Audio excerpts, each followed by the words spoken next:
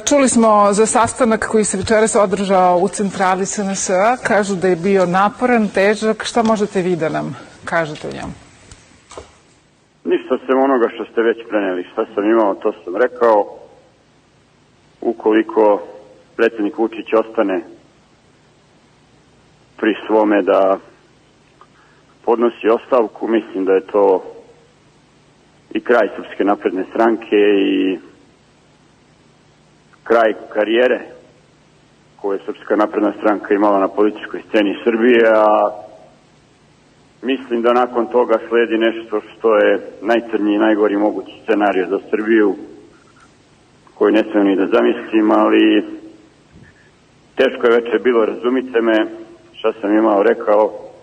Rekao sam, hvala vam puno, da, samo malo, gospodine Glišiću, nisam vas shvatila. Da li je predsjednik Vučić na sastanku rekao da će podneti ostavku, najavio je, ili je rekao da će pod nekim okolnostima to učiniti? Da će podneti, ali ukoliko je podnese i ukoliko ostane pri tome da je podnese, mislim da je to nešto najgore što može da se desi Srbiji.